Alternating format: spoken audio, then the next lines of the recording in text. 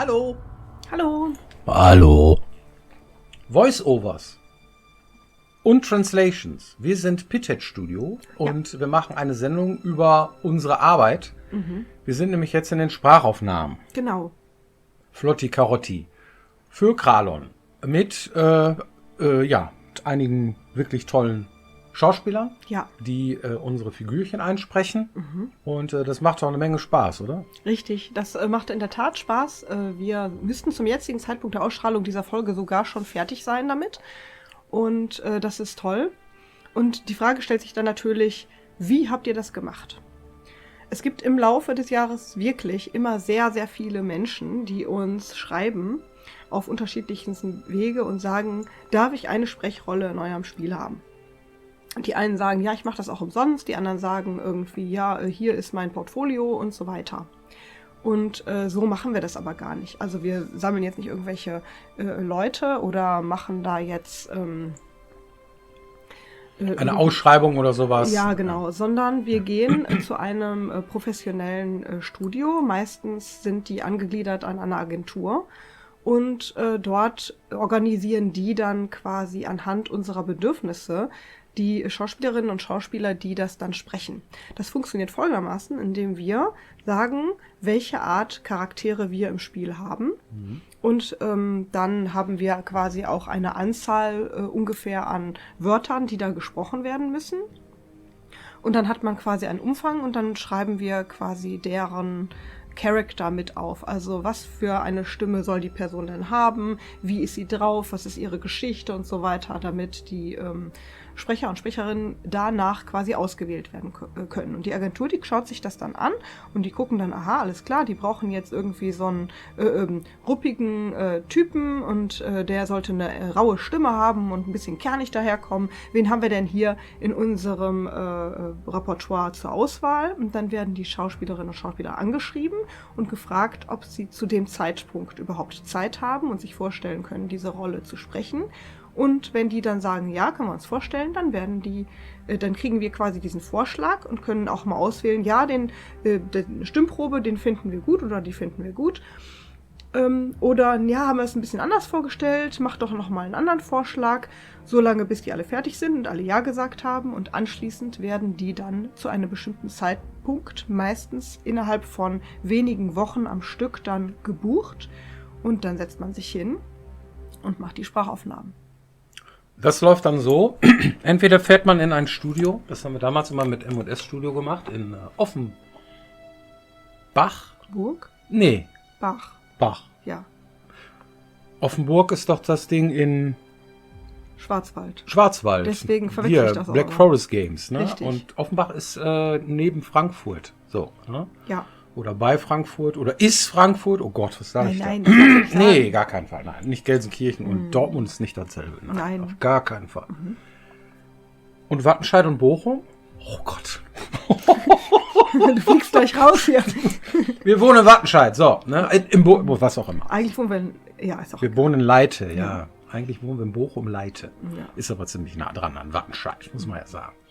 So, und das ist so ein Ding, was fährt man da hin und dann gibt es halt mehrere Personen, die dann da drin sitzen. Einmal der Regisseur. Und das ist der Tontechniker, der im Grunde genommen von dem Studio selber da sitzt.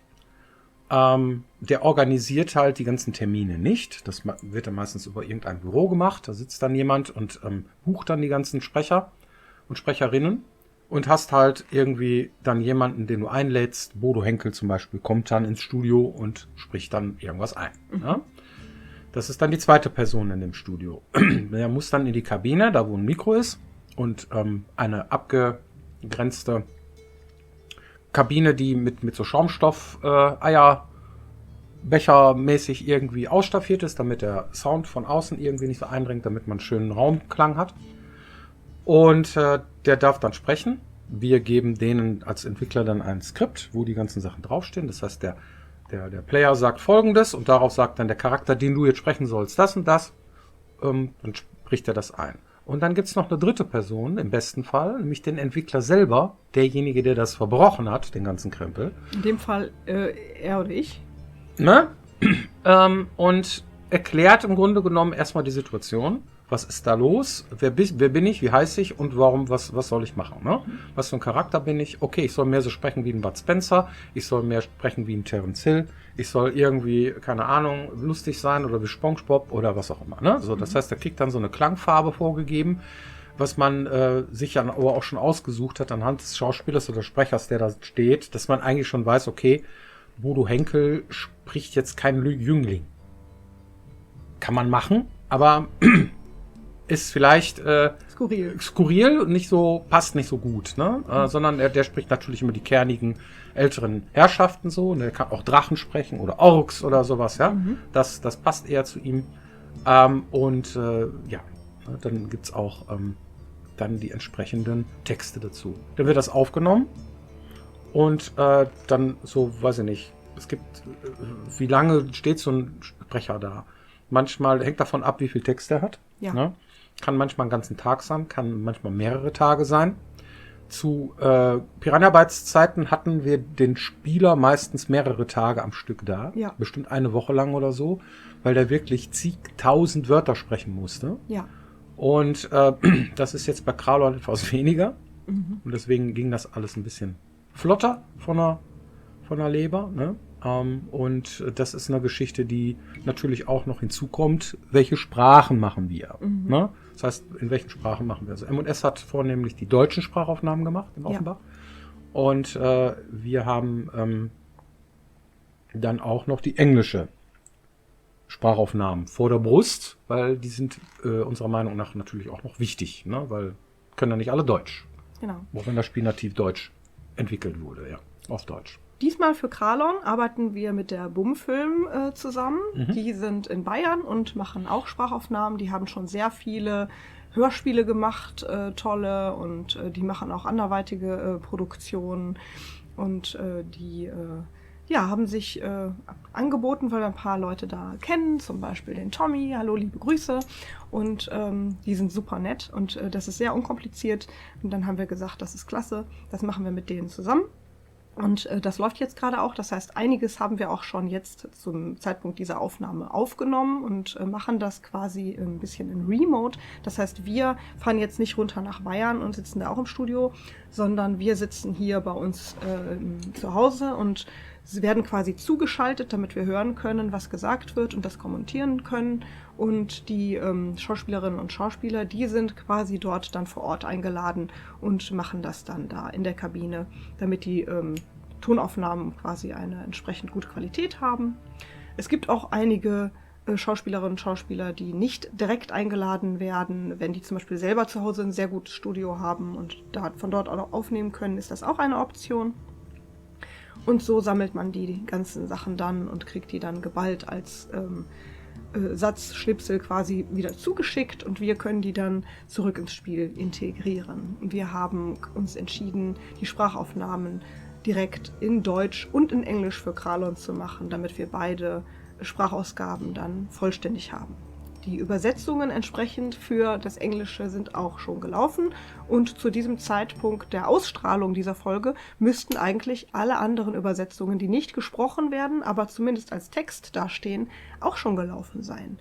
Und jetzt findet ihr natürlich bestimmt sehr, sehr spannend, was wir da gemacht haben und für welche Sprachen wir uns entschieden haben. Deswegen werden wir die an dieser Stelle einmal aufzählen. Oh, jetzt kommt's. In Ton, Deutsch und Englisch. In Schrift soll es geben Deutsch, Englisch, Polnisch, Tschechisch, Italienisch, Französisch, Spanisch, Portugiesisch, Ukrainisch und Russisch. 10 Sprachen. Ja. Die haben wir jetzt in Auftrag gegeben und wir hoffen, dass ihr dann auch fleißig reinschaut und Bock habt, in eurer Sprache euch das anzuschauen. Ich weiß, so viele Leute, die jetzt nicht Deutsch sprechen, gucken diese Folgen hier wahrscheinlich nicht. Aber das ist egal, wir werden das auch nochmal auf Social Media veröffentlichen und sind dann mal gespannt, welche Resonanz am Ende dann kommt, ob sich das gelohnt hat, in so viele Sprachen das Spiel zu übersetzen. Ja, wie viele Wörter sind es geworden? Ziemlich viele. Ja. Zigtausend. Ne? Genau, das ist immer die Frage, was kostet das Ganze denn? Ja. Das ist tatsächlich genau davon abhängig. Also man sagt, also die Sprachaufnahmen zum Beispiel, das ist auch so ein bisschen nach Bekanntheitsgrad. Wir haben sehr gute Erfahrungen gemacht, Schauspielerinnen und Schauspieler für Sprachaufnahmen zu nehmen. Die sind meistens wirklich gut und professionell und mit denen macht es auch Spaß, zusammenzuarbeiten. Geht ruckzuck alles, ja. Darum machen wir das gerne. Da braucht man auch nicht so viele Takes. Meistens sind die so gut, dann machen die, wenn die einmal in ihrer Rolle sind, das in One-Take und dann sitzt das. Und ab und zu kann man mal was korrigieren, wenn man denn möchte. Und Laien brauchen schon sehr viel mehr Anläufe, bis die in ihrer Rolle sind oder halt müssen viele Takes aufnehmen. Da dauert das entsprechend länger. Wir bezahlen aber in der Regel, auch in der Vergangenheit, immer nach Wortzahl. Und das heißt, wenn ihr jetzt ein Spiel baut, was nur sehr wenig Wörter hat, dann sind die Lokalisierungen und die Sprachaufnahmen auch nicht so teuer. Aber wenn ihr viele habt, dann wird es natürlich entsprechend teurer. Und wir hatten damals zu Elex-Zeiten über 300.000 gesprochene Wörter, die haben wir Gott sei Dank jetzt nicht. Dann wird das so teuer, dass man da wirklich eine Großproduktion haben muss, damit sich das überhaupt lohnt. Und in unserem Fall ist es jetzt irgendwie so ein Mischding. Ne? Also das ist ein Bruchteil davon, ja. Ja. Und da müssen wir einfach mal ein bisschen gut raten. Aber es ist trotzdem ordentlich viel. Von daher. Genau. Ne? Welches Angebot man dann genau bekommt von den Studios und Agenturen, das müsste man erfragen. Also die sind nicht öffentlich zugänglich, sondern da muss man ein bisschen verhandeln oder schauen, jemanden anschreiben und fragen, was macht ihr uns denn für ein Angebot? Ne, die konkurrieren ja auch untereinander. Und dann machen die einem entsprechende Angebote und dann kann man abwägen, was man sich dann aussucht oder was man haben möchte. So könnt ihr euch das vorstellen. Ja, cool. Hast du eine Community-Frage? Ja, die Frage lautet, ach so, genau, das war auch so eine Sache. Hey, ihr Lieben, schreibt jemand, ich denke, dass hier von der Kanal-Community alte Hardware vorhanden ist und gespendet werden kann. Was wäre denn die Gen, die ihr benötigt? Ein XP oder ein oder Windows 7 PC mit 1 GB oder ein alter Mini-PC? Ich zum Beispiel würde dann mal umhören und was basteln. Was ist denn ein XP? Doch wohl nicht Windows XP Doch, oder was? genau, weil die Frage war, weil du gesagt hast, du kannst deine alten MIDI-Files nicht mehr lesen. Ach so. Und deswegen hat jemand aus der Community angeboten, einen alten PC zu spenden, der das vielleicht kann. Na, cool. Okay. Das finden wir unglaublich lieb. Das ist sehr, sehr nett. Aber das ist nicht notwendig. Also wir können uns ja einen alten PC besorgen. Wir müssten uns halt dann entsprechend mal drum kümmern. Ja. Trotzdem finde ich das unglaublich nett. Also vielen, vielen Dank für das liebe Angebot. Dankeschön. Ja, und wenn wir irgendwo tatsächlich mal Hilfe brauchen, dann stellen wir die Frage natürlich auch sehr gerne hier rein. Danke. Ja, wunderbar. Vielen Dank für eure Aufmerksamkeit und hoffentlich nächste Woche wieder hier, wenn es heißt Pitted Studio TV. Ja. Dankeschön. Vielen Dank. Ja, Cubase Lite müsste ich dann zum Laufen kriegen. Oder zumindest irgendein Cubase, die ALL-Files, die damals da drin waren, in Cubase dann lesen kann und die rausschreiben kann in MIDI-Files. Ja. Ich hätte gleich in MIDI arbeiten sollen. Mist.